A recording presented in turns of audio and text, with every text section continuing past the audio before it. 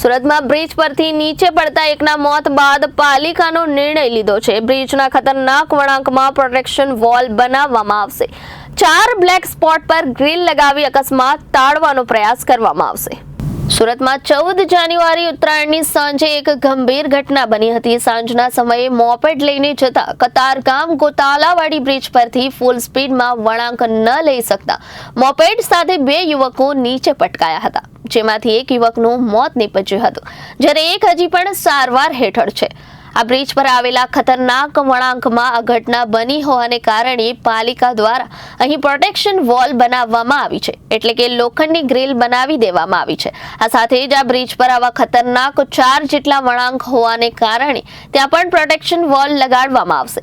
અત્રે ઉલ્લેખનીય છે કે બ્રિજ સિટી સુરતમાં એક પહેલો એવો બ્રિજ બનશે જેમાં 4 ખતરનાક વળાંક પર પ્રોટેક્શન વોલ એટલે કે લોખંડની ગ્રીલ લગાડવામાં આવશે। ગોટાલાવાડી બ્રિજ પર જે જગ્યા પર આ ઘટના બની હતી ત્યાં 50 ફૂટના બ્રિજના ડિવાઈડર ઉપર લોખંડની ગ્રીલ લગાવી દેવામાં આવી છે, જેથી ડિવાઈડર સાથે અથડાઈને બ્રિજની નીચે પડવાની ઘટનાને નિવારી શકાય। આ સાથે જ આગામી દિવસોમાં અન્ય 3 ખતરનાક વળાંક પણ લોખંડની ગ્રીલ લગાડવામાં આવશે।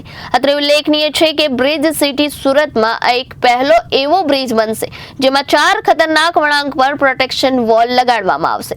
સુરતમાં અલગ-અલગ 120 થી વધુ બ્રિજ આવેલા છે, જે પૈકી તાપી નદી પરના બ્રિજ પર નદીમાં કૂદીને આપઘાતની ઘટનાઓ ન બને તે માટે લોખંડની ગ્રીલ લગાડવામાં આવી છે। આ સાથે જ 2 થી વધુ ઓવરબ્રિજ પર આવતા વળાંકમાં લોખંડની ગ્રીલ લગાવાયેલી છે।